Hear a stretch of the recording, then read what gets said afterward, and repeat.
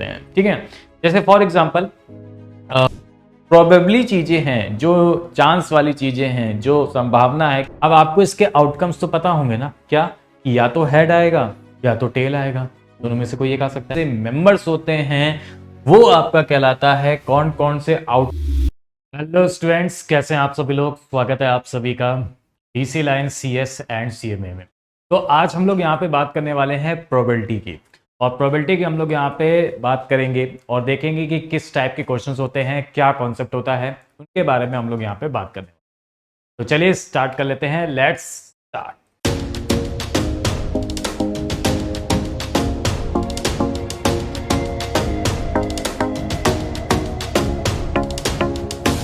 चलिए देखते हैं।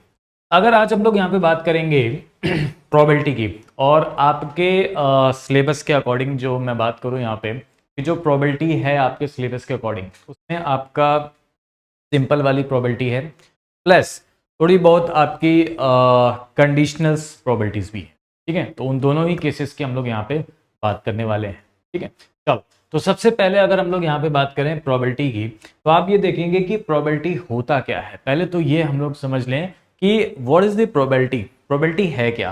तो देखो बच्चों, प्रोबेबिलिटी की अगर हम लोग यहाँ पे बात करें तो प्रोबेबिलिटी का मीन्स पता है क्या होता है। प्रोबेबिलिटी का मतलब होता है यहाँ पे क्या, चांस। प्रोबेबिलिटी का मतलब क्या होता है यहाँ पे, चांस, ठीक है। अवसर यानी मौका, यानी एक तरीके से संभावना, ठीक है। और प्रोबेबिलिटी में हम लोग जो भी पॉसिबल चीज होती हैं, जो भी चांस वाली चीज होती हैं, जो भी संभावना होता है, उसकी हम लोग यहाँ पे वैल्यूज को फाइंड आउट करते हैं। अगर वो कंफर्म हो गई तो उसकी वैल्यूज हम लोग यहाँ पे फाइंड आउट नहीं करते हैं, ठीक है। जैसे फॉर एग्जांपल मैंने आपसे कहा कि एक सिंगल कॉइन आपने टॉस किया, ठीक है। आपने एक सिंगल कॉइन को टॉस किया, आपने एक सिंगल कॉइन उछाला, और अब आप ये चाह रहे हो कि यार, आप ये प्रोबेब कर रहे हो कि हेड आ जाए, ठीक है। तो आपसे कहा जाए कि हेड आने की प्रोबेबिलिटी क्या होगी, ठीक, या फिर टेल आने की प्रोबेबिलिटी क्या होगी। तो जो प्रोबेबली चीजें हैं, जो चांस वाली चीजें हैं, जो संभावना है कि हाँ ये हो सकता है, ये आ सकता है, ठीक है, उसकी हम लोग यहाँ पे बात करते हैं, उसकी हम लोग यहाँ पे वैल्यूज को निकालते हैं। तो वो चीज आपकी क्या कहलाती है, प्रोबेबिलिटी। तो हम लोग यहाँ पे क्या बोलते हैं, प्रोबेबिलिटीज के बारे में बात करते हैं, ठीक है। तो ये चीज होती है हमारे पास किसकी, प्रोबेबिलिटी की। अब कुछ यहाँ पे जनरल टर्मिनोलॉजीज हैं, उनके बारे में सबसे पहले हम लोग बात करेंगे, फिर आगे देखेंगे कि इसका क्या फॉर्मूलाज होता है और कैसे हम लोग को इसको सॉल्व करना, ठीक है। चलिए, कुछ जनरल टर्मिनोलॉजीज की अगर हम लोग यहाँ पे बात करें कि जनरल टर्मिनोलॉजीज क्या होती है हमारे पास, जैसे अगर हम बात करें सबसे पहले कि भाई रैंडम एक्सपेरिमेंट क्या होता है। रैंडम एक्सपेरिमेंट का मतलब यहाँ पे ये होता है कि जैसे अब एक बात बताओ, आपने एक कोई भी अचानक से एक सिक्का उछाल दिया, अचानक से एक सिक्का यहाँ पे क्या कर दिया, आपने उछाल दिया। अब आपको इसके आउटकम्स तो पता होंगे ना, क्या कि या तो हेड आएगा या तो टेल आएगा, दोनों में से कोई एक आ सकता है। आपने सडनली एक डाइस को थ्रो कर दिया, ठीक है। अब आपको ये पहले से पता होगा क्या कि भाई उसमें या तो 1 भी आ सकता है, 2 भी आ सकता है, 3 भी आ सकता है, 4 भी आ सकता है, 5 भी आ सकता है और 6 भी आ सकता है। तो जिसके आउटकम्स मुझे पता होते हैं, that is the called is the random experiment. उसको हम लोग यहाँ पे क्या बोलते हैं, रैंडम एक्सपेरिमेंट।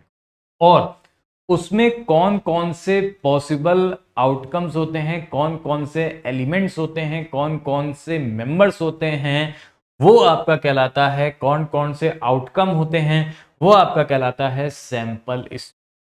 तो सैंपल स्पेस को हम लोग यहाँ पे डिनोट करते हैं किससे, एस से, ठीक है। सैंपल स्पेस को हम लोग एस से डिनोट करते हैं, और हम लोग कुछ एस से डिनोट करते हैं, इस वाले ब्रैकेट से, कर्ली ब्रैकेट से, ठीक है ना। कि जैसे अगर कह दे सैंपल स्पेस की बात करें तो set of all possible outcomes, मतलब जो भी वैल्यू आपकी है, जैसे आपने एक सिंगल डाइस को थ्रो किया, ठीक है। अब डाइस में कितने नंबर्स होते हैं, 6 नंबर होते हैं ना हमारे पास। तो 1 भी आ सकता है, 2 भी आ सकता है, 3 भी आ सकता है, 4 भी आ सकता है, 5 भी आ सकता है, 6 आ सकता है, यानी उसके टोटल आउटकम्स जितने आ सकते हैं, वो सारे के सारे इवेंट्स, सारे के सारे एलिमेंट्स यहाँ पे रखे जाएंगे, ठीक है ना। तो ये आपका कहलाता है सैंपल स्पेस, ठीक है। इवेंट क्या होता है, इवेंट का मतलब होता है subset of sample space. Sample space का सबसेट, जैसे मान लीजिए एक सैंपल स्पेस है, एक डाइस को मैंने थ्रो किया, तो उसमें एक सैंपल स्पेस आया हमारे पास 1 2 3 4 5 6, ठीक है, ये आपका क्या है, एक सैंपल स्पेस है, ठीक है। अब इसका सबसेट वो आपका इवेंट कहलाता है, ठीक है। इवेंट क्या हो जाएंगे हमारे पास, तो जैसे सबसेट हो गया हमारे पास, वो आपका इवेंट कहलाएगा। सबसेट ऑफ दिस मतलब जैसे मान लीजिए अगर मैंने कहा S1, ठीक है, अब इसमें 1 और 2 है तो मैंने 1 और 2 ले लिया, तो ये आपका सबसेट हो गया। किसी ने 2 और 3 ले लिया, किसी ने 1 2 3 ले लिया, इस टाइप में, तो वो आपका सबसेट कहलाता है। सिंपल इवेंट क्या होता है समझना यहाँ पे, सिंगलेटन सेट वाला इवेंट, जिसमें केवल और केवल एक ही एलिमेंट होता है, ठीक है, वो आपका क्या होता है, सिंगलेटन सेट होता है, जिसमें और केवल आपका क्या होता है, एक ही इवेंट होता है, ठीक है। तो वो आपका क्या कहलाता है, सिंगलेटन सेट। बोलो क्लियर है, उसको हम लोग सिंगलेटन सेट कहते हैं। जैसे अगर मान लीजिए मैंने कहा कि एक, तो ये आपका एक ही इवेंट है इसमें, तो वो आपका कहलाएगा सिंगलेटन वाला सेट। मिक्स्ड और कंपाउंड इवेंट्स क्या होते हैं यहाँ पे समझना। मिक्स्ड और कंपाउंड इवेंट्स की अगर हम लोग बात करें तो कह रहा है कि event more than one outcome, जिसके एक से ज्यादा से आउटकम्स हैं, वो आपके क्या कहलाते हैं, मिक्स्ड और कंपाउंड इवेंट्स कहलाते हैं। एक से ज्यादा आउटकम्स है, देखो यहाँ पे क्या है हमारे पास, एक से ज्यादा आउटकम्स, तो एक से ज्यादा आउटकम्स हैं, तो ये आपका कहलाएगा मिक्स्ड और कंपाउंड इवेंट्स, जिसको हम लोग क्या बोलेंगे, मिक्स्ड और कंपाउंड्स बोलेंगे। इसमें आपके एक से ज्यादा इवेंट्स, वो आपके क्या कहलाएंगे, मिक्स्ड और कंपाउंड। बोलो क्लियर है, चलो भाई बहुत बढ़िया, आगे बढ़ते हैं। अब आगे हम लोग बात कर लेते हैं। तो बेसिकली 3 टाइप्स के यहाँ पे इवेंट्स होते हैं, ठीक है ना। 3 टाइप के इवेंट्स कौन कौन से होते हैं समझना है यहाँ पे। सबसे पहला आता है आपका equality likely events, equally likely events. दूसरा होता है हमारे पास म्यूचुअली एक्सक्लूसिव डिसजॉइंट या इनकम्पैटिबल इवेंट्स, ये आपके कहलाते हैं। म्यूचुअल एक्सक्लूसिव, डिसजॉइंट भी कह सकते हैं या इनकम्पैटिबल भी कह सकते हैं, हमारे पास इवेंट्स वो कहलाएंगे। और तीसरा पॉइंट होता है हमारे पास म्यूचुअली एग्जॉस्टिव इवेंट्स, ठीक है, ये पॉइंट होता है। अब तीनों के बारे में हम लोग समझ लेते हैं कि इन तीनों का रोल क्या है और इन तीनों में हमें कैसे यहाँ पे समझना है। तो सबसे पहला पॉइंट आपका कहलाता है इक्वली लाइकली इवेंट्स, ठीक है, जिसमें इक्वल चांस अकरेंस होते हैं, यानी जिसकी प्रोबेबिलिटी क्या होती है, इक्वल होती है। जैसे एक एग्जांपल लेते हैं इसी का। जैसे मान लीजिए मैंने आपसे कहा कि एक सिंगल कॉइन को टॉस किया गया, ठीक है ना, एक सिंगल कॉइन को टॉस किया गया, तो उसमें या तो हेड आएगा और या तो आपका टेल आएगा, यही दोनों आ सकते हैं। तो टोटल सैंपल स्पेस हमारे पास कितना बनेगा, हेड या फिर टेल। अब मैंने कहा हेड आने की प्रोबेबिलिटी बताइए, तो हेड आने की प्रोबेबिलिटी कितनी हो जाएगी, 1 डिवाइडेड बाई टोटल से डिवाइड कर देते हैं, अभी आगे बताएंगे। इसका भी 1/2, तो दोनों के चांसेस देखो क्या है, इक्वल है। दोनों के चांसेस क्या है हमारे पास, इक्वल है, तो वो आपका क्या कहलाता है, उसको हम लोग बोलते हैं इक्विटी लाइकली इवेंट्स।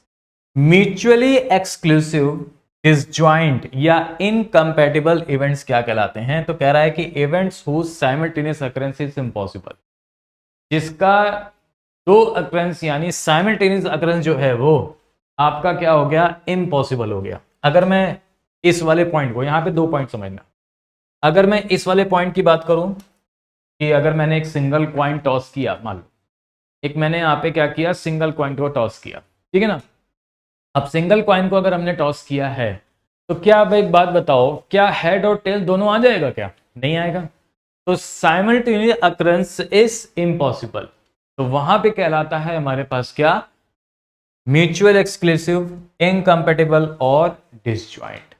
और अगर मैं आपको वेन डायग्राम के थ्रू बताऊं, यानी एक इसके थ्रू बताऊं जिसमें आपका इंटरसेक्शन और यूनियन वाला पार्ट होता था, तो यहां पे म्यूचुअल एक्सक्लूसिव, डिसजॉइंट और इनकम्पेटिबल इवेंट्स का मतलब होता है जिसमें कॉमन आपका कुछ भी नहीं है। कॉमन जो है वो आपका कुछ भी नहीं है, जो कॉमन पोर्शन अवेलेबल ही ना हो। मतलब ये आपका एक इवेंट हो गया, ये एक हो गया, ये जिसमें कोई भी दोनों में कॉमन नहीं। तो हम कह सकते हैं कि ए, अगर ये एक ए है, ये एक बी सेट है, तो ए इंटरसेक्शन बी 0, तो वो आपका कहलाता है डिसजॉइंट या फिर इनकम्पेटिबल इवेंट्स, ठीक है।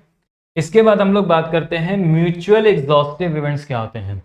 म्यूचुअल एग्जॉस्टिव इवेंट्स का मतलब ये होता है जिसका यूनियन आपका क्या है, एक सैंपल स्पेस है। यूनियन आपका क्या है, एक सैंपल स्पेस है, ठीक है। अब यूनियन आप सभी लोग जानते हो कि मान लीजिए एक ए इवेंट है, इसमें मैंने कहा 1 है, 2 है, 3 है, ठीक है, और एक बी है, इसमें मैंने कहा यहाँ पे 5 है और 6 है, और कॉमन पोर्शन दोनों में 4 है। तो इनका यूनियन क्या होता है बताओ? यूनियन आपका क्या होता है हमारे पास? ये पूरा यूनियन होता है, ये पूरा ही ए और बी। तो यूनियन हम क्या कह सकते हैं? यूनियन हम कह सकते हैं 1 2 3 4 5 और 6, यही यूनियन कह सकते हैं। ठीक है, ए यूनियन बी कितना हो जाएगा हमारे पास? ए यूनियन बी हो गया 1 2 3 4 5 6। और देखो 1 2 3 4 5 6 हमारा किसका होता है? डाइस का ही होता है। तो हम ये भी कह सकते हैं कि ये हमारा सैंपल स्पेस है, 1 2 3 4 5 और 6। क्लियर है? तो वही आपसे कह रहा है जिसका यूनियन एक सैंपल स्पेस हो, तो वो आपका क्या कहलाता है? Mutually exhaustive events. ये आपका क्या कहलाता है? म्यूचुअली एग्जॉस्टिव इवेंट्स कहलाता है। बोलो, क्लियर है? ठीक है, चलो भाई आगे बढ़ लेते हैं हम लोग यहाँ पे। अब नेक्स्ट, अब आते हैं हम लोग classical definitions of probability. Actual में प्रोबेबिलिटी की डेफिनेशंस होती क्या है, और प्रोबेबिलिटी को हम लोग फाइंड कैसे करते हैं? देखो, प्रोबेबिलिटी अगर हम बात करें यहाँ पे, तो प्रोबेबिलिटी का मतलब क्या होता है, प्रोबेबिलिटी को कैसे डिनोट करते हैं समझना है यहाँ पे। प्रोबेबिलिटी को हम लोग डिनोट करते हैं यहाँ पे पी ऑफ ई से। ई का मतलब इवेंट, इवेंट की हम लोग प्रोबेबिलिटी निकाल रहे हैं, तो हम लोग डिनोट करते हैं किससे? P of E. P of E का मतलब क्या होता है? पी ऑफ ई का मतलब होता है probability of an events, probability of an event. ये आपका कहलाता है क्या? पी ऑफ ई, यानी probability of an events, P of E. और P of E is equal to क्या होता है हमारे पास? Number of E upon number of S. ये क्या है? Number of E upon number of S की अगर हम लोग बात करें यहाँ पे, तो इसको हम लोग बोलते हैं क्या यहाँ पे? Fable outcomes.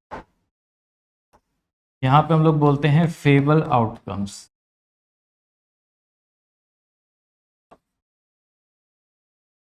फेबल आउटकम्स, और ये होता है हमारे पास टोटल आउटकम्स। ये क्या होता है हमारे पास? Total outcome. तो ये आपका कहलाता है प्रोबेबिलिटी ऑफ एन इवेंट्स, यानी पी ऑफ ई। तो P of E is equal to क्या होता है हमारे पास बच्चों? Number of E upon number of S. तो प्रोबेबिलिटी ऑफ एन इवेंट ये आपका कहलाएगा number of E upon number of S. यानी नंबर ऑफ ई क्या होता है हमारे पास? फेबल आउटकम्स होता है। नंबर ऑफ एस क्या होता है हमारे पास? Total outcome. या इसको हम ऐसे भी कह सकते हैं कि जो रिक्वायरमेंट की जरूरत हो वो नंबर ऑफ ई, और उसमें टोटल आउटकम्स कितने हैं सैंपल स्पेस में, वो आपका कहलाता है नंबर ऑफ एस। क्लियर है सभी को? ठीक है। और एक चीज आप सभी लोग को और पता करनी है यहाँ पे, और ध्यान देने की बात यहाँ पे है एक चीज, वो क्या कि प्रोबेबिलिटी की जो वैल्यू होती है ना हमारे पास पी ऑफ ई, इसकी वैल्यू हमेशा एक से छोटी, जीरो से बड़ी की वैल्यू हमेशा एक से छोटी, जीरो से बड़ी और जीरो के बराबर हो। तो जीरो और एक के बीच में जो प्रोबेबिलिटी है वो आप अभी कई सारे क्वेश्चंस में देखेंगे। प्रोबेबिलिटी की वैल्यू 1 कब होती है इसके बारे में अभी हम आगे बताएंगे, प्रूफ भी करके दिखाएंगे कि प्रोबेबिलिटी की वैल्यू 1 होती है मैक्सिमम। और प्रोबेबिलिटी की वैल्यू 0 कब होती है ये आप समझो। प्रोबेबिलिटी की वैल्यू 0 तब होती है जब हमारे पास एक ऐसा इवेंट आ जाए जो इनकम्पेटेबल इवेंट्स हो, यानी जिसका कोई मतलब ही ना हो, जिसमें वो चीज़ कभी हो ही नहीं रही हो। जैसे अगर मैं आपसे कहूँ कि एक डाइस को थ्रो किया गया, 7 नंबर आने की प्रोबेबिलिटी बताइए। 7 नंबर तो कभी जीवन में नहीं आ सकते। क्यों? क्योंकि भाई 1 2 3 4 5 6 ही नंबर होते हैं, तो 7 कहाँ से आ जाएगा? तो इसका मतलब वहाँ पे प्रोबेबिलिटी की वैल्यू क्या हो जाएगी? 0। तो एक चीज़ यहाँ से ये प्रूव हो गई है, ध्यान से समझना, क्या कि प्रोबेबिलिटी की जो मैक्सिमम वैल्यू होती है ना बच्चों, वो कितनी होती है? 1। तो इस चीज़ को ध्यान में रखना कि प्रोबेबिलिटी की मैक्सिमम वैल्यू हमारे पास कितनी हो जाएगी? 1 हो जाएगी। प्रोबेबिलिटी की मैक्सिमम वैल्यू को हम लोग क्या बोलेंगे? ठीक है, चलो भाई बहुत बढ़िया, आगे बढ़े। ठीक है, तो इन सभी से कुछ इंपॉर्टेंट टर्म्स हैं, कुछ इंपॉर्टेंट नोट्स हैं, वो आप सभी लोग को यहाँ पे ध्यान में रखना है कि the sum of probability of each sample point या प्रोबेबिलिटी ऑफ सैंपल स्पेस क्या होता है 1। अगर आप किसी भी इवेंट के उसकी सारी कंडीशंस की प्रोबेबिलिटी को निकाल के प्लस करोगे ना, तो वैल्यू हमेशा 1 आएगी, क्योंकि प्रोबेबिलिटी की मैक्सिमम वैल्यू हमेशा 1 होती है। ठीक है, अगर P ऑफ E 0 है तो वो आपका कौन सा होगा? Impossible events. इम्पॉसिबल इवेंट्स, वो पॉसिबल हो ही नहीं सकता। P ऑफ E की वैल्यू अगर 1 है तो वो इवेंट आपका श्योर इवेंट कहलाता है। ठीक है, बोलो, क्लियर है? वो इवेंट्स आपका कौन सा कहलाता है? श्योर इवेंट्स कहलाता है। अब ये दो पॉइंट समझ लो आप सभी लोग कि odds in favour of any events, odds in against क्या होता है। एक छोटा सा पॉइंट यहाँ पे ऐड कर दिया गया है, odds in favour of any event. किसी भी इवेंट का अगर हम ऑड्स इन फेवर निकालेंगे, ठीक है, तो वो होता है हमारे पास फेवर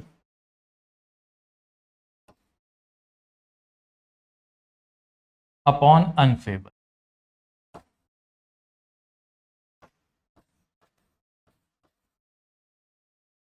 और ऑड्स इन अगेंस्ट जो होता है वो इसका रिवर्स होता है, इसका रिवर्स।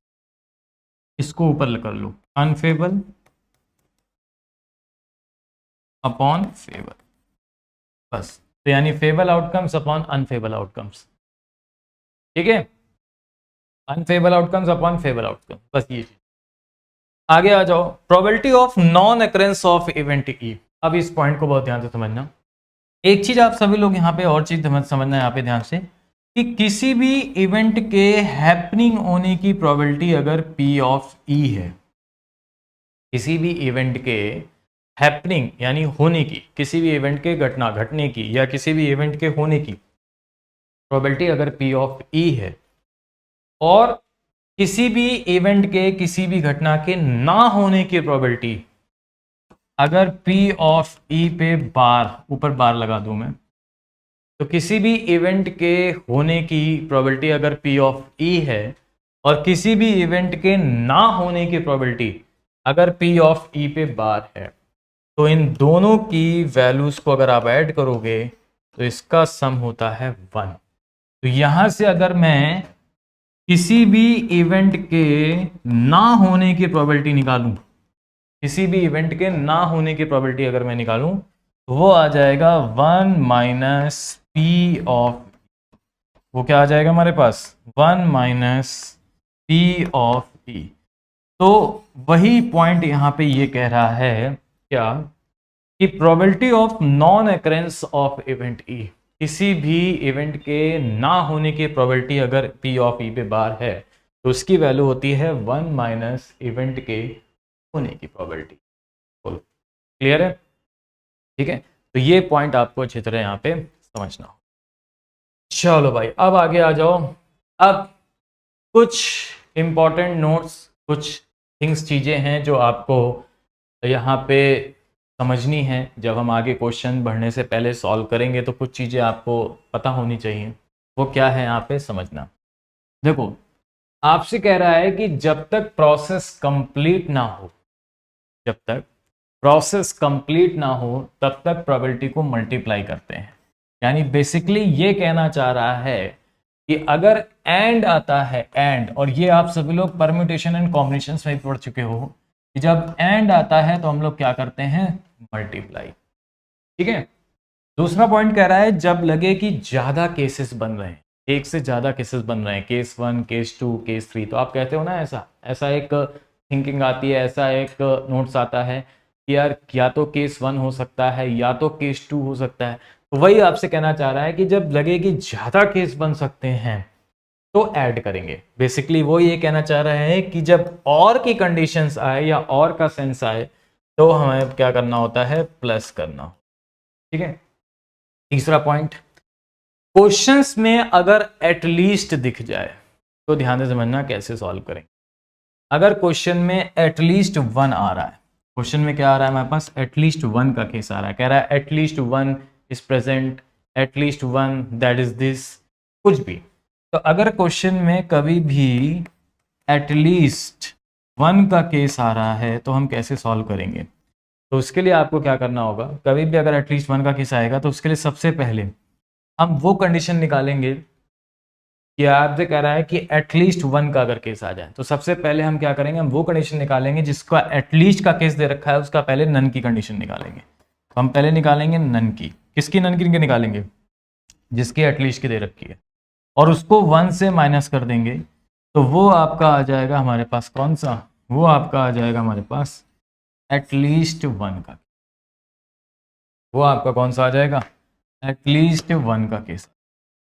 तो एटलीस्ट इक्वल टू हो जाएगा वन माइनस, ठीक है। तो इतना पॉइंट आप सभी लोग को यहाँ पे चीज़ें समझनी है। अब चलो आगे बढ़ते हैं, और सबसे पहले हम बात करेंगे क्वाइन बेस की। सबसे पहले हम बात करेंगे यहाँ पे किसकी, क्वाइन बेस की। क्वाइन बेस में अगर कोई क्वेश्चन आता है तो कैसे हम लोग इसको फाइंड आउट करेंगे। तो आपसे कह रहा है कि एक क्वाइन को अगर हम टॉस करते हैं, एक सिंगल क्वाइन को अगर हम टॉस करते हैं, तो पहली कंडीशन आप ये बताओ कि अगर आप एक सिंगल क्वाइन को टॉस कर रहे हो तो आपका सैंपल स्पेस क्या हो, या तो हेड आएगा या तो टेल आएगा, यही आएगा ना। अगर आप एक सिंगल क्वाइन को टॉस कर रहे हो तो या तो हेड आएगा और या तो क्या आएगा, हमारे पास टेल आएगा। अब पहला आपसे पूछा गया है क्या, कि what is the probability that head will come, कह रहा है कि हेड आने की प्रोबेबिलिटी बताइए, हेड आने की प्रोबेबिलिटी क्या होगी, हेड आने की प्रोबेबिलिटी बतानी है। अब आप बताओ हेड आने की प्रोबेबिलिटी बताओ, तो प्रोबेबिलिटी क्या होती है, पी ऑफ ई, क्या होता है हमारे पास, फेबल आउटकम्स, फेबल कितना दे रखा है, हेड, हेड कितनी कंडीशन है, वन ही है, और क्या करते थे, टोटल से हम लोग डिवाइड करते थे, तो टोटल कितने इवेंट्स हैं यहाँ पे बताओ, दो, तो P of E is equal to कितना हो जाएगा, 1/2, क्लियर है। अच्छा, सेकंड वाले में देखो आपसे कह रहा है what is the probability coming to tail, tail आने की प्रोबेबिलिटी बताओ, तो टेल आने की प्रोबेबिलिटी भी आपकी कितनी हो जाएगी, 1/2। अब एक बात बताओ, एक क्वाइन में आपकी दो ही कंडीशन बन सकती है, कौन कौन सी, या तो हेड आएगा और या तो क्या आएगा हमारे पास, टेल आएगा। अगर मैं इन दोनों कंडीशंस को प्लस कर दूं, हेड वाले को भी और टेल वाले को भी, तो आप बताओ टोटल वैल्यू कितनी आ गई हमारे पास, वन आ गई ना, वन। यहां से ये प्रूव होता है क्या, कि प्रोबेबिलिटी की जो मैक्सिमम वैल्यू होती है वो वन, और वही पॉइंट वहां पे भी दे रखा था कि अगर हम किसी भी कंडीशंस की, उसके सारी कंडीशंस को निकाल करके प्रोबेबिलिटी को प्लस करेंगे तो वो वैल्यू क्या आएगी हमारे पास, वन आएगी, ठीक है। चलो आगे आ जाओ। अब एक ये तो बात हो गई सिंगल क्वाइन की। अब अगर मान लीजिए दो क्वाइन आ जाए, टू क्वाइन, दो क्वाइन अगर पूछ दिए जाए तो क्या करेंगे, तो जैसे सिंगल क्वाइन में हमारे पास कितना सैंपल स्पेस बनता था, टू, वैसे ही डबल क्वाइन की अगर हम लोग यहाँ पे बात करेंगे, दो क्वाइन की अगर हम लोग बात करेंगे, तो भाई दो क्वाइन में हमारे पास क्या क्या होगा, या तो पहले में हेड आएगा दूसरे में टेल आएगा, या पहले में हेड आएगा दूसरे में हेड आएगा, या पहले में टेल आएगा दूसरे में हेड आएगा, या पहले में टेल आएगा दूसरे में टेल आएगा, ठीक है ना। तो ये आपके हो जाएंगे दो क्वाइन। अब कैसे पता करते हैं कि एक क्वाइन में कितने बनेंगे, दो क्वाइन में कितने बनेंगे, तीन क्वाइन में कितने बनेंगे, तो नंबर ऑफ जो सैंपल स्पेस होता है, नंबर ऑफ सैंपल स्पेस जो होता है हमारे पास किसका, क्वाइन का, तो वो होता है 2n, जहां पे n क्या होता है, नंबर ऑफ क्वाइन, n क्या होता है हमारे पास, नंबर ऑफ क्वाइन। आप n की वैल्यू रखते जाओ, एक रखोगे तो दो आएंगे, दो रखोगे तो चार आएंगे, ठीक है ना। तो इसी तरीके से ये हो गया हमारे पास। अब इसमें देखते हैं कौन कौन से क्वेश्चंस यहाँ पे दे रखे हैं। पहला क्वेश्चन जैसे आपको दे रखा है यहाँ पे, कह रहा है कि what is the probability or getting one head, एक हेड आने की प्रोबेबिलिटी बताइए। एक हेड आने की प्रोबेबिलिटी क्या हो जाएगी हमारे पास, ये हमें आपको बताना है। एक हेड आने की प्रोबेबिलिटी, एक हेड आने की प्रोबेबिलिटी अगर मुझे बतानी है कि भाई एक सिंगल हेड आ रहा है और उसकी हमें यहाँ पे क्या बतानी है, प्रोबेबिलिटी बतानी है। तो सिंगल हेड देखो कौन किस में आ रहा है, एक इसमें आ रहा है, एक इसमें आ रहा है, जिन दोनों में आ रहा है, तो इसका क्या हो जाएगा, सिंगल हेड दो, और टोटल कितने थे हमारे पास सैंपल स्पेस 4, तो आंसर कितना हो जाएगा 1/2, ठीक है। चलो दूसरा आ जाओ, कह रहा है what is the probability or getting at least one head, कह रहा है कम से कम एक हेड आए, तो उसकी प्रोबेबिलिटी क्या हो जाएगी हमारे पास, कम से कम हमारे पास क्या आना चाहिए, एक हेड आना चाहिए, ठीक है ना, कम से कम हमारे पास एक हेड। तो अभी मैंने आपको बताया था कभी भी अगर एटलीस्ट की कंडीशन आ जाएगी, कम से कम एक हेड, ठीक, तो वैसे भी कर सकते हैं, अदरवाइज यहाँ पे ऐसे भी कर सकते हैं कि भाई कम से कम एक हेड आ रहा है तो अधिक से अधिक कितने आएंगे बताओ, कम से कम एक वाला तो काउंट करेंगे करेंगे, अधिक से अधिक 2 वाला भी काउंट कर लेंगे। तो 1 वाला जिसमें आ रहा है उसको तो काउंट करेंगे 2 वाला भी काउंट हो जाएगा। तो अब हो जाएगा हमारे पास कितना 3 डिवाइडेड बाई 4, तब आंसर हो जाएगा 3 डिवाइडेड बाई कितना हो जाएगा हमारे पास 4 हो जाएगा। बोलो क्लियर है। अच्छा आगे कह रहा है कि what is the probability or getting 2 head. कह रहा है कि 2 हेड आए, 2 हेड किस में आ रहा है, इसी में आ रहा है 2 हेड, एक ही वैल्यू है हमारे पास इसलिए हो जाएगा 1/2। ठीक, चौथी कंडीशन आ जाओ। कह रहा है कि what is the probability or getting a head and tail. कह रहा है कि 2 कॉइन टॉस किए जाते हैं, ठीक है ना। कह रहा है कि एक में हेड है और दूसरे में टेल है, यानी एक हेड आना चाहिए एक टेल आना चाहिए। ठीक है, what is the probability or getting a head and a tail. तो भाई एक हेड और एक टेल होना चाहिए, यही आपसे कह रहा है। What is the probability or getting a head and tail. अब देखो आप समझना यहाँ पे कि आपने 2 कॉइन टॉस किए गए, ठीक है, समझना यहाँ पे ध्यान से। आपने क्या किए हैं, 2 कॉइन टॉस किए। अब कह रहा है कि एक हेड होना चाहिए और एक क्या होना चाहिए हमारे पास, टेल होना चाहिए। तो एक हेड होना चाहिए, ठीक है, और एक आपको क्या होना चाहिए यहाँ पे, टेल होना चाहिए। तो एक हेड और एक टेल आना चाहिए। तो आप बताओ एक हेड एक टेल किस में आ रहा है कोई ऐसी कंडीशन जिसमें एक हेड और एक टेल आ रहा हो यहाँ पे। हाँ देखो, अब आपसे देखो ये नहीं बोला गया कि what is the probability or getting a head and tail, कह रहा है एक हेड एक टेल होना चाहिए, यही होना चाहिए हमारे पास, एक हेड एक टेल। अब ये नहीं बोला गया है कि पहले हेड होना चाहिए बाद में टेल होना चाहिए, या पहले टेल होना चाहिए बाद में हेड होना चाहिए, बस ये बोला गया है कि एक हेड एक टेल होना चाहिए। तो अब बताओ एक हेड एक टेल, एक हेड एक, कितनी कंडीशन है, 2 कंडीशन। तो डिवाइड बाई कितना कर दोगे 4, आंसर इज 1/2।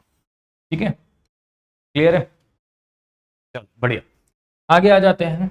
अब हम लोग यहाँ पे बात कर लेते हैं किसकी, डाइस की। ठीक है, तो डाइस बेस्ड प्रॉब्लम हम लोग कैसे सॉल्व करेंगे। देखो डाइस में हमारे पास टोटल जो नंबर्स होते हैं हमारे पास कितने होते हैं, हमारे पास आप बताओ 6 होते हैं डाइस में। तो जैसे आपसे कह रहा है कि अ डाइस इज थ्रोन, ठीक है, एक सिंगल डाइस को क्या किया गया, थ्रो किया गया। तो जब एक सिंगल डाइस को हम लोग थ्रो करेंगे, ध्यान से समझना, जब एक सिंगल डाइस को हम लोग यहाँ पे क्या करेंगे, थ्रो करेंगे, तो हमारे पास कितने सैंपल स्पेस बनेंगे, 1 2 3 4 5 और 6, यही आ सकता है हमारे पास। ठीक है, अब आपसे कह रहा है find the probability of number divided by 3। कह रहा है कि पहले उसकी प्रोबेबिलिटी बताइए जो नंबर आपका क्या हो, 3 से डिविजिबल हो, जो नंबर आपका 3 से डिविजिबल हो।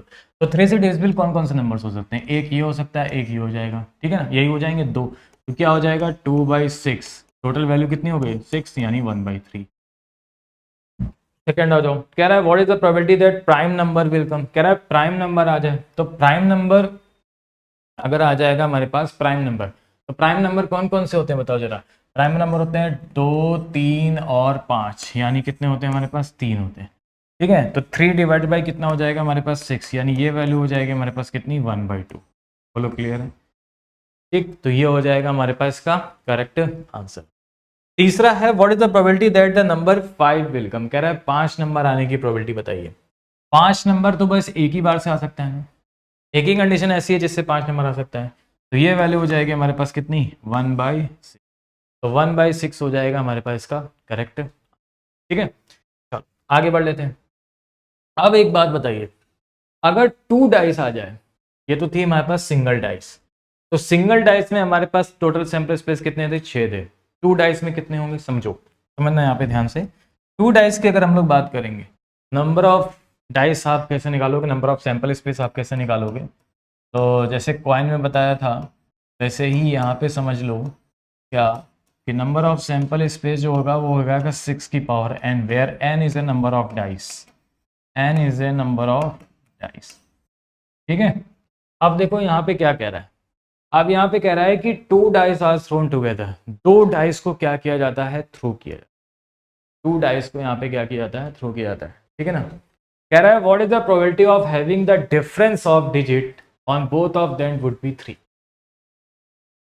2 डाइस को यहाँ पे थ्रो किया जाता है, कह रहा है कि दोनों में जो डिफरेंस आएगा, जो टॉप में डिफरेंस आएगा, एक डाइस को थ्रो करेंगे तो एक नंबर आएगा, दूसरे डाइस को थ्रो करेंगे तो नंबर आएगा, कह रहा है उनका डिफरेंस कितना होना चाहिए, 3 होना चाहिए। उनका डिफरेंस यहाँ पे कितना होना चाहिए, आप बताओ बच्चों, 3 होना चाहिए। ठीक है, तो अब देखो कैसे सॉल्व करते हैं। यहाँ पे क्या करेंगे हम लोग, पूरा बनाएंगे, पहले एक बार समझा के बता देते हैं पूरा कैसे हमें इसको सॉल्व करना है, किस टाइप से हमें इसको करना है। तो जब भी दो डाइस को हम लोग यहाँ पे थ्रो करते हैं ना बच्चों, तो अब देखो हमारे पास क्या सैंपल स्पेस बनेगा अगर हम दो डाइस को थ्रो करते हैं। तो एक बात बताओ, पहले डाइस में या तो 1 आएगा तो दूसरे डाइस में भी 1 आएगा, ठीक है, या तो पहले में 1 आएगा दूसरे में 2 आएगा, या तो पहले में 1 आएगा दूसरे में 3 आएगा। तो इसी तरीके say that that dash 1 comma कहाँ तक आएगा 6, ठीक। तो पहले में 2 आएगा दूसरे में 1 आएगा, पहले में 2 आएगा दूसरे में 2 आएगा, पहले में 2 आएगा दूसरे में 3 आएगा। तो कहाँ तक आएगा 2 कॉमा 6, समझ पा रहे हो। इसी तरह 3 1 3 2 3 3 कहाँ तक जाएगा 3 कॉमा 6 तक। इसी तरह 4 1 4 2 4 3 कहाँ तक जाएगा 4 कॉमा 6 तक। इसी तरह 5 1 5 2 5 3 कहाँ तक जाएगा हमारे पास 5 कॉमा 6 तक। इसी तरह 6 1 6 2 6 3 कहाँ तक जाएगा हमारे पास 6 कॉमा, बोलो क्लियर है। तो इस तरीके से हम लोग इसको क्या कर सकते हैं यहाँ पे सॉल्व कर सकते हैं। तो भाई हमारे पास इस तरीके से, तो अब आपसे कह रहा है कि दोनों डाइसों में जो डिफरेंस हो वो कितना होना चाहिए 3 होना चाहिए। अब देखो जब भी इस टाइप से आएगा ना, घबराने की जरूरत नहीं है, एक सीरीज बन रही होगी तो आपको कभी भी पूरा चेक करने की जरूरत नहीं है, उस सीरीज के अकॉर्डिंग चलेंगे। डिफरेंस ऑफ डिजिट कह रहा है दोनों में 3 होनी चाहिए, तो 3 होनी चाहिए डिफरेंस ऑफ डिजिट। भाई डिफरेंस ऑफ डिजिट कितनी होनी चाहिए 3 होनी चाहिए। तो डिफरेंस ऑफ डिजिट 3 होगी तो सब में एक ही एक होगी। कैसे देखो, जैसे अगर हम डिफरेंस ऑफ डिजिट की बात करें तो कह रहा है कि डिफरेंस ऑफ डिजिट जो होना चाहिए वो हमारे पास क्या होना चाहिए 3 होना चाहिए, ठीक है। तो क्या पहले वाले में कोई हमें ऐसा डिफरेंस मिलेगा जिसकी डिजिट यहाँ पे डिफरेंस ऑफ डिजिट और both of them would be 3 होगी। क्या पहले वाले में 2 में 1 गया 1, 3 में 1 गया 2, 1 और 4 होगा, 1 और 4 क्या इसमें होगा हमारे पास, ठीक है। इसमें डिफरेंस ऑफ डिजिट कितना आ गया 3 आ गया, ठीक है। 1 और 4 में डिफरेंस ऑफ डिजिट कितना हो जाएगा 1, तो सब में एक ही एक होगी हमारे पास। इसमें भी देख लेते हैं, इसमें देखो क्या होगा हमारे पास, इसमें 3 हो गए डिफरेंस, मतलब इसमें एक कंडीशन हो गई। इसमें कितना हो जाएगा हमारे पास 2 5, इसमें भी एक हो गई, इसमें 3 6, ठीक है। इसमें कौन सी हो जाएगी हमारे पास बताओ 4 1, इसमें कौन सी हो जाएगी हमारे पास 4 3 4 4 4 5 4 6, हाँ इसमें भी कौन सी हो जाएगी हमारे पास बताओ, तो ये 5 2, इसमें कौन सी हो जाएगी 6 3। इस तरीके से हो गई कि नहीं हो गई। तो ये हो गई 1 2 3 4 5 6, मैंने आपको बताया था सब में क्या होगी एक ही एक होगी, एक ही एक होगी। तो इसका मतलब क्या हो जाएगा 6, और टोटल कितना था हमारे पास 36, यानी कितना हो जाएगा 1/3। तो 1/6 1/6 हो जाएगा इसका क्या यहाँ पे करेक्ट, बोलो क्लियर हो गया। चलो भाई आगे बढ़ लेते हैं। अब इसी टाइप का ये वाला क्वेश्चन देखते हैं। अब देखो इसमें ना चार्ट बनाने की जरूरत नहीं है, इसको मैं आपको डायरेक्टली बताऊंगा। देखो कैसे करना है, कह रहा है कि the probability of getting some more than 7 when a pair of dice are throw, more than 7 आना चाहिए, यानी अब दोनों डाइसेस में नंबरों का जो सम है, अब दोनों डाइसेस में नंबरों का जो सम है वो क्या आना चाहिए हमारे पास मोर देन 7 आना चाहिए। क्या होना चाहिए 7 से ज्यादा होना चाहिए। तो अब देखो कैसे सॉल्व करोगे, मोर देन 7 की यहाँ पे बात हो रही है कि मोर देन यहाँ पे 7 आना चाहिए। तो अब देखो, अब आपके माइंड में तो छप गया ना सारी चीजें 1 1 1 6 2 1 2 6 3 1 3 6, मोर देन 7 होना चाहिए 7 से ज्यादा। क्या पहले वाले में 7 से ज्यादा मिलेगा, नहीं, पहले वाले में बनेगी 0 कंडीशन। क्या दूसरे वाले में 7 से ज्यादा मिलेगा, हाँ मिल जाएगा। मोर देन 7 होना चाहिए, तो क्या दूसरे वाले मिलेगा, हाँ कौन सी कंडीशन है 2 6 एक कंडीशन है जिसमें भी मिलेगा। क्या तीसरे वाले में मिलेगा हमें 7 से ज्यादा, हाँ मिलेगा। तीसरे वाले में कितनी कंडीशन मिलेंगी, तीसरे वाले में मिलेंगी 3 और 5 और 3 और 6, कितनी कंडीशन मिलेंगी 2। अब आगे चेक करने की जरूरत नहीं है, पहले मिली 0, दूसरे मिली 1, तीसरे मिली 2, उसके बाद मिलेंगे आपको 3, उसके बाद मिलेंगी 4, उसके बाद मिलेंगी 5। ऐड कर दो 3 3 6 4 10 5 15, तो टोटल आपका जो नंबर ऑफ ई है वो हो जाएगा 15, टोटल सैंपल स्पेस कितना हो जाएगा 36। तो 5/12 हो जाएगा इसका correct answer, that is a B. B हो जाएगा इसका क्या है यहाँ पे करेक्ट, बोलो क्लियर है। चलो भाई आगे आ जाओ। अब हम लोग यहाँ पे बात कर लेते हैं किसकी, बॉल्स बेस की, कि भाई बॉल्स बेस पे क्वेश्चन कैसे आता है। तो मैं आपको एक क्वेश्चंस के जरिए सारी ही कंडीशंस को बताऊंगा, ठीक है, अलग अलग डिफरेंट डिफरेंट टाइप्स की कंडीशन है, और विदाउट आप सभी लोग यहाँ पे जो बॉल्स में कंडीशन होती है वो सिलेक्ट करने वाली होती है। तो बहुत सारे लोग इसको NCR जो कॉम्बिनेशन का फॉर्मूला उससे बनाते हैं, लेकिन अब उससे सॉल्व करने की आपको ज़रूरत नहीं है। मैं आपको विदाउट फॉर्मूला बताऊंगा कि कैसे हमें इसको, ठीक है ना। चलो देखो आ जाओ, जैसे आपसे कह रहा है कि आप बैग हैज, एक बैग में आपसे कह रहा है कि 12 वाइट बॉल हैं, 7 रेड बॉल हैं और 4 ग्रीन बॉल हैं। ये आपको देखो कह रखा है, ठीक है। हाँ, ये आपको देखो कह रखा है कि एक बैग में 12 वाइट बॉल है। आ जाओ, एक बैग में 12 क्या है हमारे पास, वाइट बॉल्स हैं, ठीक है। 7 रेड बॉल है और 4 ग्रीन बॉल, 4 आपकी क्या है, ग्रीन बॉल। तो आपसे कह रहा है कि 3 balls are remove from the bag, इस बैग से 3 बॉल्स ड्रॉ करी जाती है। पहली कंडीशन आपसे कह रहा है all balls are colour white, कह रहा है सारी ही वाइट कलर की हों, इसकी प्रोबेबिलिटी क्या होगी। कैसे फाइंड करेंगे कि सारी बॉल्स हमारे पास कितनी है, वाइट कलर की। तो कैसे हम लोग फाइंड करेंगे, तो कुछ भी नहीं है, बहुत सिंपल है। अब एक बात बताओ, 12 वाइट बॉल हैं, 7 रेड बॉल हैं, 4 ग्रीन बॉल हैं, ठीक है। कितनी बॉल्स ड्रॉ करी जा रही हैं बताओ, 3 बार ड्रॉ करी जा रही हैं। कह रहा है सारी ही व्हाइट कलर की हो, तो आप बताओ व्हाइट कलर की हैं कितनी बॉल, 12। तो सबसे पहले हम क्या करेंगे, पहली बॉल जब निकली होगी तो उसकी प्रोबेबिलिटी क्या रही होगी, 12 बाई टोटल को ऐड कर दो 23। अब 12/23 क्यों, क्योंकि जब पहली बॉल निकली होगी तो 12 में से कोई भी एक निकल सकती है। तो पहली बॉल निकलने की प्रोबेबिलिटी 12/23। अब निकालने कितनी बॉल है, 3 बॉल्स, मल्टीप्लाई करो। अभी प्रोसेस खत्म नहीं हुआ, जब तक प्रोसेस कंप्लीट ना हो मल्टीप्लाई करना, ध्यान आया, ठीक है। अच्छा, अब दूसरी बॉल निकालो। तो अब जब दूसरी बॉल निकालेंगे तो एक तो निकल चुकी, बची कितनी, 11, और टोटल में से भी एक कम हो गई होगी। और तीसरी बॉल जब निकालेंगे तो मल्टीप्लाई, एक निकल चुकी, बची कितनी अब 10, अब टोटल में से भी एक कम हो गई होगी यानी 21। बस मल्टीप्लाई कर लो, ये आपका आंसर हो जाएगा। तो 11 2 ज़ा 22, 2 5 ज़ा 10, ठीक है, और 3 4 ज़ा 12, 3 7 ज़ा, तो ये वैल्यू आ जाएगी हमारे पास कितनी, 5/160। That is the correct answer. बोलो क्लियर है।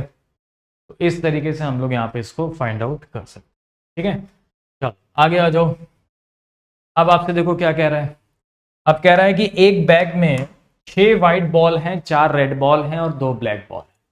तो भाई अब कह रहा है कि एक बैग में 6 वाइट बॉल हैं, 4 रेड बॉल हैं और 2 आपका कह रहा है यहाँ पे क्या है, ब्लैक बॉल है, ठीक है। कह रहा है कि 2 balls are remove from the bag. अब कितनी बॉल निकाली जाती हैं यहाँ पे बच्चों बताओ, 2 बॉल निकाली जाती हैं, 2 balls, 2 balls are remove from the bag, ठीक है, 2 बॉल्स यहाँ पे ड्रॉ करी जाती हैं। तो अब आपसे कह रहा है कि दोनों बॉल्स क्या हो, यहाँ पे कह रहा है ब्लैक कलर की हो, दोनों बॉल्स ब्लैक कलर की हो। तो अब देखो सेम उसी तरीके से फाइंड करेंगे, दोनों बॉल्स ब्लैक कलर की हो, तो ब्लैक कलर की कितनी बॉल है आप बताओ, ब्लैक कलर की कितनी बॉल है यहाँ पे, 2, तो दोनों ही निकालनी है। तो पहली बॉल जब निकलेगी उसकी प्रोबेबिलिटी, पहली बॉल जब निकलेगी तो उसकी प्रोबेबिलिटी क्या हो जाएगी, 2/12, और दूसरी बॉल जब निकलेगी तो 1/11। खत्म हो गया आंसर। सॉल्व कर लो, कितना हो जाएगा, 1/66। इस तरीके से कितने बढ़िया और स्मार्ट तरीके से हम लोग यहाँ पे फाइंड कर सकते हैं। अब आगे आ जाओ। अब एक क्वेश्चन और दे रखा हूं मैं यहाँ पे, समझना। कह रहा है कि अ bag has 8 white ball, 3 red ball. A bag has 8 white ball, एक बैग में 8 वाइट बॉल हैं, 3 रेड बॉल हैं और बस इतना ही है, ठीक है। कह रहा है 2 balls are remove from the bag, यानी इसमें से 2 बॉल निकाली जाती हैं, 2 बॉल ड्रॉ करी जाती है, ठीक है।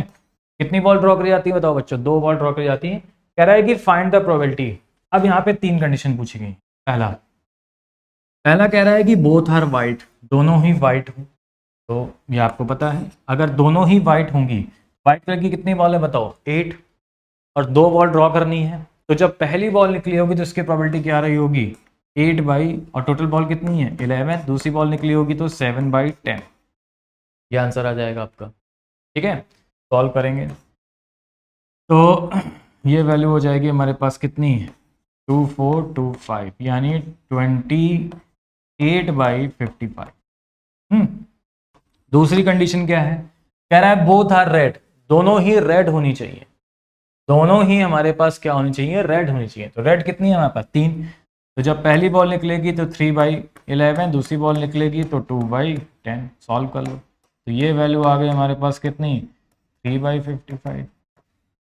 अब देखो तीसरी कंडीशन आपसे क्या कह रखा है, तीसरी कंडीशन आपसे कह रखा है 1 रेड एंड 1 व्हाइट बॉल, एक रेड होगी और एक व्हाइट बॉल होगी। ध्यान से समझना, इसने ये नहीं बोल रखा है कि पहली रेड और दूसरी व्हाइट होगी, इसने बोला 2 बॉल ड्रॉ करी जाती हैं, एक रेड और एक व्हाइट बॉल होनी चाहिए। अब यहां पे बनेगी कंडीशन, केसेस क्या, कि मान लीजिए कोई एक बंदा आया, उसने एक बॉल, दोनों बॉल ड्रॉ करी, मान लीजिए पहली रेड निकल गई और दूसरी व्हाइट निकल गई।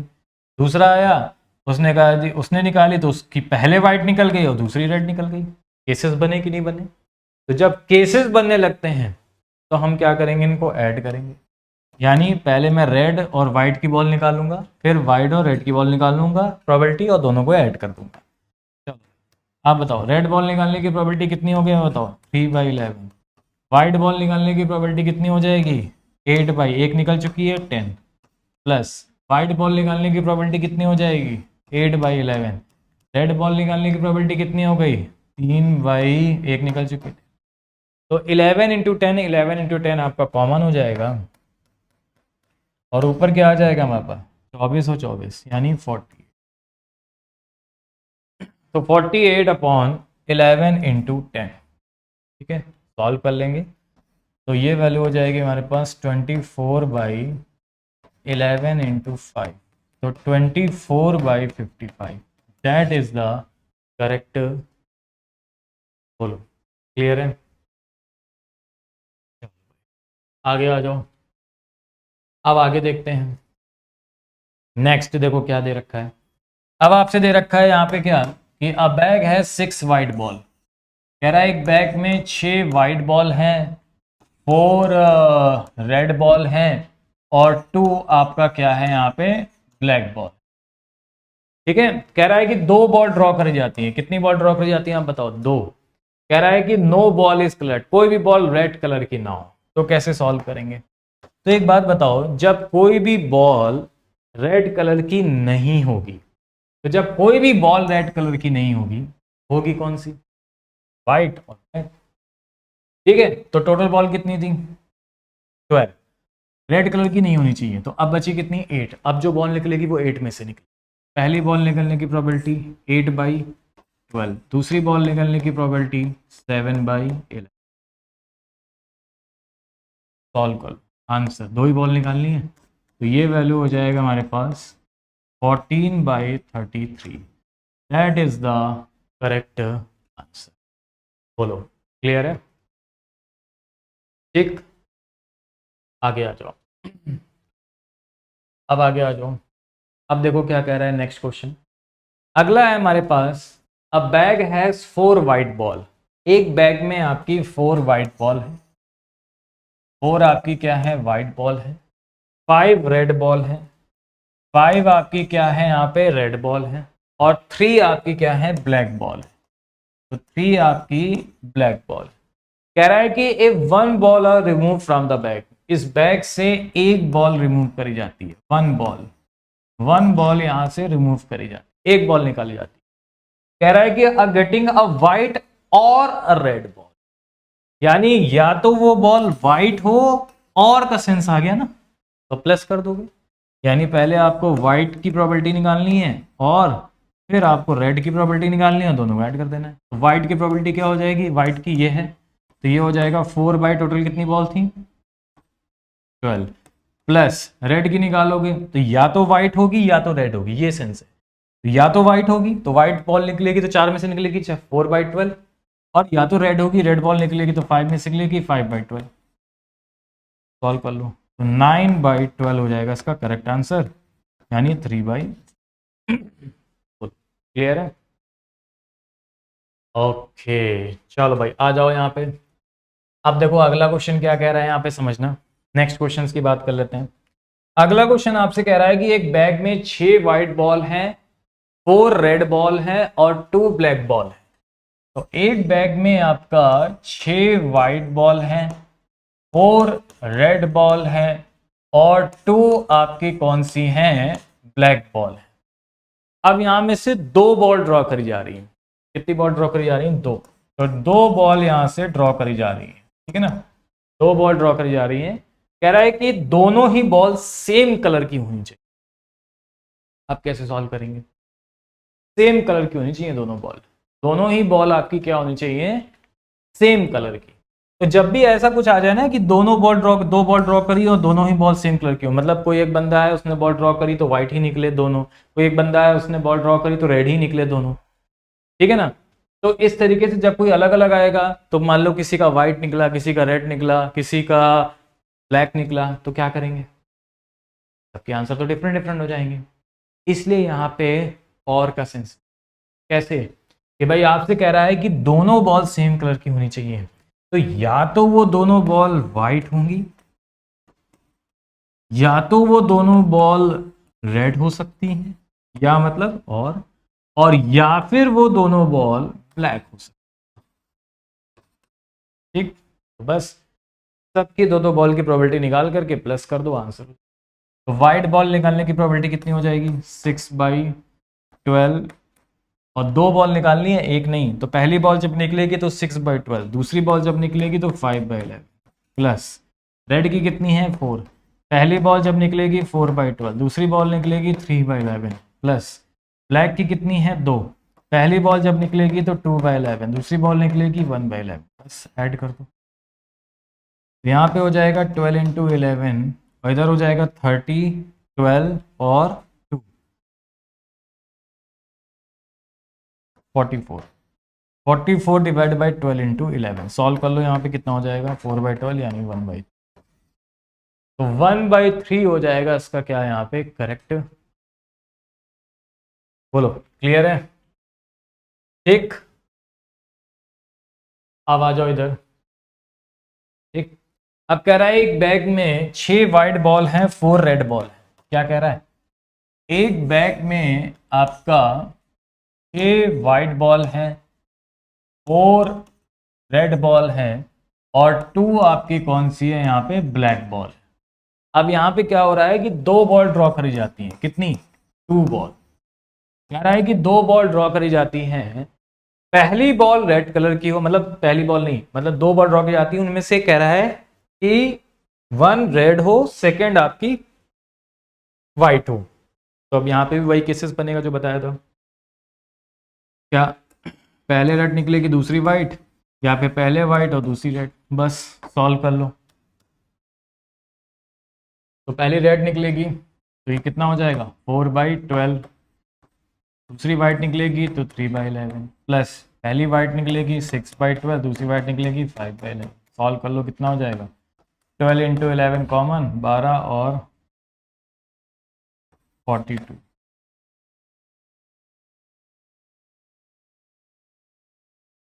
ठीक है, क्लियर है? पहली रेड निकलेगी, अच्छा रेड की कितनी थी 6 4 10 2 12, 4/12। और दूसरी आपकी निकलेगी तो वाइट कितनी थी हमारे पास? अच्छा वाइट 6 थी हमारे पास। वाइट हमारे पास कितनी थी 6, ये 6 होगा यहाँ पे। हाँ 6/11। और वाइट कितनी थी 6/12 इंटू रेड कितनी थी? रेड थी हमारे पास 4/11। चलो अब सॉल्व करो। तो 24/12 × 11 प्लस 24/12 × 11, तो ये हो जाएगा 48/12 × 11। तो ये वैल्यू हो जाएगी 4/11 हो जाएगा इसका करेक्ट आंसर। बोलो क्लियर है? तो ये था हमारे पास बॉल्स जो मैंने आपको बताया। कि बॉल्स बेस पे क्वेश्चन जो हैं वो कैसे। अब आगे बढ़ लेते हैं, प्लेइंग कार्ड्स की बात कर लेते हैं। चलो भाई, प्लेइंग कार्ड्स में हम लोग देखते हैं किस टाइप से क्वेश्चन पूछे जाएंगे प्लेइंग कार्ड्स में। तो जब भी हम प्लेइंग कार्ड्स की बात करते हैं ना बच्चे, ठीक है, तो हमें सबसे पहले तो कार्ड्स के बारे में पता, ठीक है। हाँ, तो कार्ड्स के बारे में क्या आपको पता है? प्लेइंग कार्ड्स में, कार्ड्स के बारे में कितने कार्ड्स होते हैं प्लेइंग करने के लिए? 52। 52 आपके होते हैं प्लेइंग कार्ड। और 52 में कौन कौन से होते हैं इसको समझना बहुत ज़रूरी है, ठीक है। चलो आ जाओ, सबसे पहले बात करते हैं, आपके होता है स्पेड, उसके बाद होता है आपका क्लब, उसके बाद होता है आपका डायमंड, और उसके बाद होता है आपका हार्ट। ये आपके 4 कार्ड होते हैं। ये आपके कौन से होते हैं? 4 कार्ड होते हैं। स्पेड हो गया, क्लब हो गया, डायमंड हो गया और हार्ट हो गया, ठीक है ना। स्पेड के कितने कार्ड होते हैं बच्चों? 13। क्लब के भी कितने होते हैं बच्चों? 13। डायमंड के कितने होते हैं? 13। हार्ट के भी कितने होते हैं यहाँ पे? 13। टोटल मिलाकर के 52 होते हैं। अब अगर मैं बात करूं कि इसमें कलर कौन कौन से होते हैं, तो 2 कलर होते हैं इसमें। एक होता है आपका रेड कलर, दूसरा होता है आपका ब्लैक कलर, ठीक है ना। तो अगर मैं आपसे कहूं ब्लैक कलर कौन कौन से होते हैं और रेड कलर कौन कौन से होते हैं, तो ये दोनों आपके ब्लैक कलर के होते हैं। अगर मैं कहूं कि ब्लैक कलर के कितने कार्ड्स होते हैं, तो आप कहोगे 26। अगर मैं कहूं रेड कलर के कितने कार्ड्स होते हैं, तो आप कहोगे 26, ठीक। अब एक चीज और समझनी है कि इन 13 कार्ड्स में कौन कौन से कार्ड्स होते हैं हमारे पास। तो जब भी हम 13 कार्ड्स की बात करते हैं, तो इन 13 कार्ड्स में हमारे पास कौन कौन से होते हैं? एक होता है, देखो 2 से स्टार्ट होता है, 2 हो गया, 3 हो गया, 4 हो गया, 5 हो गया, 6 हो गया, 7 हो गया, 8 हो गया, 9 हो गया और 10 हो गया। उसके बाद होता है एस, इसको हम लोग बोलते हैं इक्का। उसके बाद होता है किंग, इसको हम लोग बोलते हैं बादशाह। क्वीन, इसको हम लोग बोलते हैं रानी। और जैक। तो एस, किंग, क्वीन, जैक, ये 4 तरीके के होते हैं हमारे पास, ठीक है। अच्छा, अब 2 पॉइंट आपको यहाँ पे और समझना है, वो चीज़ समझना है यहाँ पे ध्यान से, कि सबसे पहले अगर हम लोग यहाँ पे बात करें बच्चों, तो आप ये बताओगे फेस कार्ड कौन कौन से। अगर हम फेस कार्ड की बात करते हैं, ठीक है, अगर हम फेस कार्ड की बात करें, तो आप बताओ बच्चों फेस कार्ड हमारे पास कौन कौन से। फेस कार्ड, तो फेस कार्ड वो कार्ड होते हैं जिनमें आपके चेहरे बने होते हैं, कुछ चेहरे बने होते हैं। चेहरे किस किसमें बने होते हैं? किंग, क्वीन और जैक में, यानी के, क्यू और जे, ये 3 आपके होते हैं फेस कार्ड। लेकिन अगर मैं टोटल 52 प्लेइंग कार्ड्स की बात करूं कि इनमें आपके फेस कार्ड कितने हो, तो इनमें आपके फेस कार्ड होते हैं, सबके 3 3 होते हैं, स्पेड के भी, इसके भी, इसके भी, इसके भी, तो टोटल हो जाएंगे 12, ठीक है। अच्छा, इसके बाद मैं बात करूं ऑनर कार्ड कौन कौन सा होता है। ऑनर कार्ड की अगर हम लोग बात करें कि भाई ऑनर कार्ड हमारे पास कौन कौन से होते हैं, ऑनर कार्ड की अगर हम लोग बात करते हैं, तो ऑनर कार्ड वो होता है जिसमें आपका एस भी आ जाता है। इसमें आपका क्या आ जाएगा? एस भी आ जाएगा, वो आपका ऑनर कार्ड होता है। तो अब हो जाएंगे हमारे पास 4 ऑनर कार्ड, के, क्वीन, जैक और एस, ये आपके हो जाएंगे ऑनर कार्ड, ठीक है ना। ऑनर कार्ड की अगर हम लोग यहाँ पे बात करें तो 4 हो गए, तो सबके 4 4 होंगे, यानी ऑनर कार्ड कितने हो जाते हैं हमारे पास बच्चों? 16। तो 16 हो जाएंगे हमारे पास कौन से? Honour card. तो ये आपके हो जाएंगे हमारे पास ऑनर कार्ड कितने? 16। बोलो क्लियर है? चलो भाई, बहुत बढ़िया, बहुत बढ़िया। तो पता चल गया के बारे में, ठीक है ना। चलो अब आ जाते हैं क्वेश्चंस। चलो भाई आ जाओ, अब देखते हो यहाँ पे क्वेश्चन कैसे सॉल्व करते हैं हम लोग। यहाँ पे समझना, क्वेश्चंस की अगर हम लोग बात करें, बहुत ही सिंपल है। जैसे हम लोगों ने बॉल्स में सॉल्व किए थे ना, वैसे ही हम लोग यहाँ पे भी सॉल्व कर सकते। क्या कह रहा है? कह रहा है कि from a pack of 52 playing card, one card is draws as random, find the probability that card is a ace card, that card is a club of ace card, that card is a face card. अलग अलग बोला गया। तो आ जाओ, पहला पहला question बोला गया है कि अगर 52 प्लेइंग कार्ड में से हमें कितने पत्ते ड्रॉ करने हैं, बताओ बच्चों। एक पत्ता ड्रॉ करना है, वन कार्ड, एक पत्ता निकालना है। One card is drawn at random, ठीक है। तो आपसे कह रहा है कि that card is a ace card, वो कह रहा है कि वो पत्ता आपका क्या हो? इक्का हो। अब बताओ इक्के कितने होते हैं? 4। चार में से कोई भी एक पत्ता निकल सकता है, तो पहला पत्ता कितने निकलेगा, चार में से कोई भी एक निकल सकता है, तो एक ही पत्ता निकालना है, उसने प्रोबेबिलिटी क्या हो जाएगी 4/52 यानी 1/13। ठीक है, सेकंड आ जाओ, कह रहा है कि that card is S of club card, यानी एस ऑफ क्लब कार्ड का मतलब ये हो गया कि जो भी इक्का हो वो क्लब का, अब इसने स्पेसिफाई कर दिया कि जो भी इक्का होगा वो क्लब का होगा हमारे पास, ठीक है ना, तो अब क्लब का इक्का तो एक ही होता है ना, तो इसलिए अब हो जाएगा 1/52। ठीक, ये हो जाएगा इसका करेक्ट आंसर। तीसरा आ जाओ, कह रहा है that card is a face card. अब फेस कार्ड कितने होते हैं बताओ बच्चों, 12, तो 12 में से कोई भी एक पत्ता निकल सकता है, तो 12/52 यानी ये वैल्यू हो जाएगी 3/13, that is the correct answer. Fourth आ जाओ, कह रहा है कि that card is a either queen और किंग, ईदर और का केस आ गया, तो मतलब क्या करेंगे, प्लस करेंगे, तो कह रहा है कि या तो वो क्वीन हो और या तो वो आपका क्या हो, किंग हो, तो या तो क्वीन होनी चाहिए और या फिर क्या होना चाहिए हमारे पास, किंग होना चाहिए। अब बताओ क्वीन कितनी होती है हमारे पास, क्वीन होती है 4, किंग कितने होते हैं 4, ऐड कर दो, अब जो पत्ता निकलेगा वो 8 में से निकलेगा, और निकालने कितने पत्ते हैं, एक, तो पहला पत्ता निकालने की प्रोबेबिलिटी 8/52 यानी 2/13 हो जाएगा इसका करेक्ट आंसर। ठीक है, अब आते हैं पांचवा, पांचवा देखो कैसे सॉल्व करेंगे। अब यहां पे कह रहा है कि that card is a either red और स्पेड और 10th कार्ड, मतलब ये आपसे बोला गया है कि एक पत्ता यहाँ पे ड्रॉ करना है, ठीक है, 52 प्लेइंग कार्ड्स में मैंने मुझे 1 कार्ड ड्रॉ करना है, कह रहा है कि that card is a either red, या तो वो रेड कार्ड हो, ठीक है, और स्पेड, या तो वो स्पेड हो, और 10th कार्ड, और कह रहा हो कि या तो वो क्या हो, दहला। तो एक बात बताओ, इधर और लगा हुआ है, तो red plus spade plus 10th card, ठीक है। अब बताओ बच्चों रेड कार्ड कितने होते हैं, सर रेड कार्ड होते हैं 26, बहुत बढ़िया। स्पेड कितने होते हैं जरा बताओ, 13।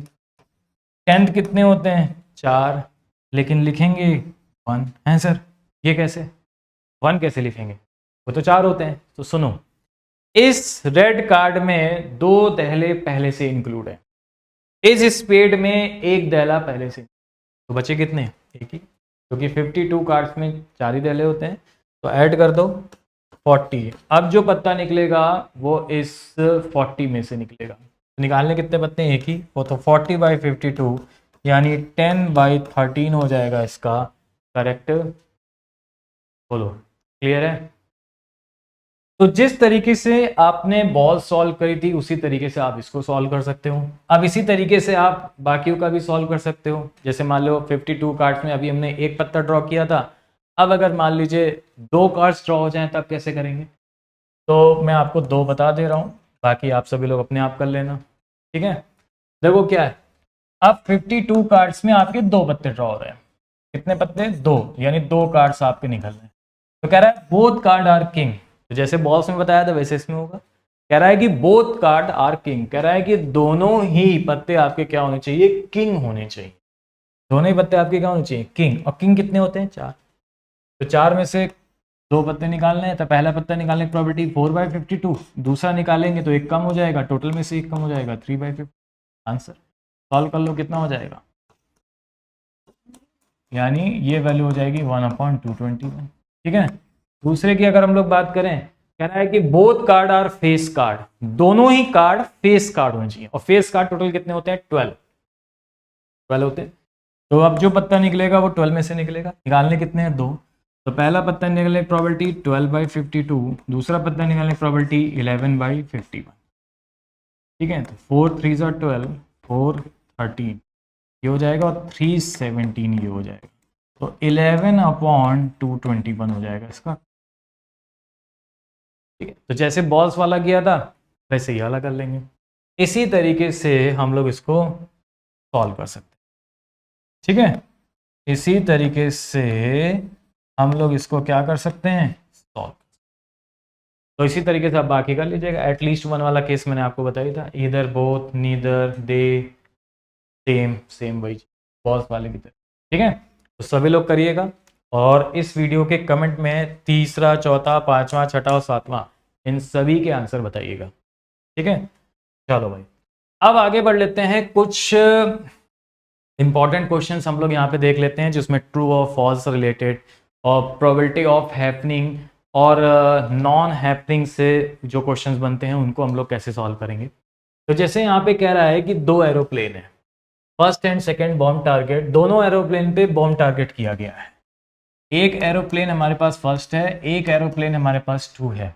दो एरोप्लेन पे बॉम्ब टारगेट किया गया है। कह रहा है कि the probability of first in scoring a hit correctly are 0.3। तो इसमें पहले वाले में हिट की प्रोबेबिलिटी कितनी थी हमारे पास, 0.3 और 0.2 रिस्पेक्टिवली। इसमें आपकी हिट की प्रोबेबिलिटी कितनी थी, यानी बॉम्ब फट जाएगा, इसकी प्रोबेबिलिटी कितनी थी, 0.2। कह रहा है कि अब एक कंडीशन दे रखी है कि the second plane will bomb only if the first miss the target. अगर पहला वाला मिस हो जाता है तभी दूसरे वाले में बम यहाँ पे हिट करेगा। तो आपसे कह रहा है कि the probability that the target is hit by the second plane, तो सेकंड प्लेन के हिट होने की टारगेट क्या है। तो एक चीज समझना है यहाँ पे, आप बताओ पहले वाले एरोप्लेन की अगर हिट की टारगेट 0.3 है तो पहले वन का नॉट हिट की टारगेट कितना हो जाएगा, किससे माइनस करेंगे, probability of happening plus probability of non happening, कितना होता था हमारे पास 1, तो 1 से माइनस कर दो, यानी ये हो जाएगा 0.7। यहाँ पे सेकंड वाले का नॉन हिट की प्रोबेबिलिटी कितनी हो जाएगी, 0.8। आपसे क्वेश्चन में ये बोला गया है कि सेकंड प्लेन का बम टारगेट होना चाहिए। तो भाई सेकंड प्लेन का बम टारगेट यानी हिट वो तभी करेगा जब पहले वाले का यहाँ पे मिस हो जाएगा, यानी नॉन हिट होगा, नो हिट, इसी का यहाँ पे मिस करेगा।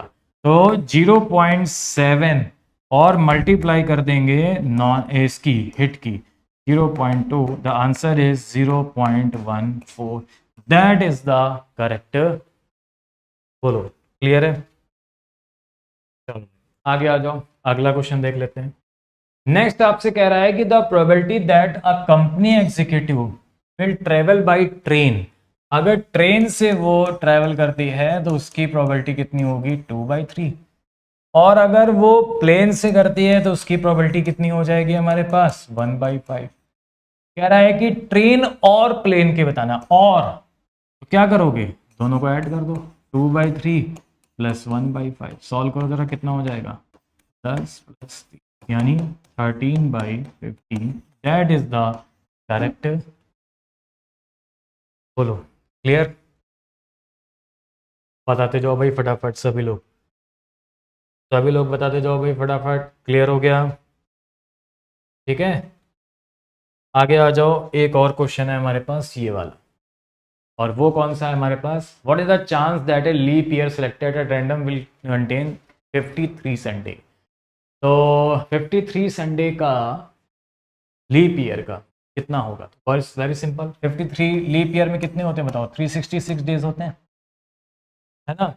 और कैसे हम लोग डिनोट करते हैं, डिवाइड बाय 7, ये हो जाएगा 52 प्लस 2 डेज एक्स्ट्रा होंगे। और वो 2 डेज जो हमारे पास एक्स्ट्रा होंगे वो कौन कौन से होंगे, या तो वो सैटरडे और संडे हो सकता है, या फिर वो संडे और मंडे हो सकता है। आपसे बोला गया है संडे होना चाहिए, तो 2 बार आ रहा है तो 2, और डिवाइड बाय कितना हो जाएगा, 7। Answer is 2/। क्लियर। तो भाई ये था हमारे पास इस टाइप में, और एक और क्वेश्चंस की हम लोग यहाँ पे बात कर लेते हैं। इसी टाइप का एक लास्ट क्वेश्चन है हमारे पास, उसकी हम लोग यहाँ पे बात कर लेते हैं। कह रहा है कि the numbers from 1 to 20 are recorded on the tickets. एक टिकट में 1 2 3 4 5 डैश डैश डैश 20 तक यहाँ पे क्या थे, नंबर्स आपके रिकॉर्डेड थे। कह रहा है कि the ticket is suddenly drawn out, एक ticket, one of this ticket का मतलब यहाँ पे हो गया एक टिकट सडनली ड्रॉ किया जाता है। आपसे कह रहा है कि what is the probability of ticket number being a odd number, या तो वो एक ऑड नंबर हो, तो ऑड नंबर कौन कौन सा हो सकता है, 1 3 5 7 और 9 11 13 15 17 और 19, ये हो सकता है। और कह रहा है कि या तो फिर वो 10 नंबर से छोटा हो, या तो फिर वो 10 नंबर से छोटा हो। 10 नंबर से छोटा कौन कौन से हो सकते हैं? 1, अब 1 तो ऑलरेडी है, रखा हुआ है यहाँ पे, तो 2 हो जाएगा, 4 हो जाएगा, 6 हो जाएगा, 8 हो जाएगा, जो पहले से ले रखे हैं वो नहीं, ठीक है, और 9 भी है। तो अब ऐड कर लो टोटल, और का मतलब दोनों कंडीशन को प्लस कर लो, तो टोटल फेवरेबल आउटकम्स कितने आ गए? 1 2 3 4 5 6 7 8 9 10 11 12 13 14, और टोटल कितने नंबर्स थे हमारे पास? 20। सॉल्व कर लोगे तो 0.7 यानी 0.7 हो जाएगा इसका। कितने सिंपल सिंपल क्वेश्चंस यहाँ पे, ठीक है। तो ये था हमारे पास प्रोबेबिलिटी जो मैंने आपको बताया यहाँ पे, इधर सभी को बहुत अच्छे से क्लियर होगी। अब आगे हम लोग बात करेंगे नेक्स्ट वाले टॉपिक की, अगले वाले topic that is the index number and time series. आज के लिए इतने रखते हैं, थैंक यू सभी को।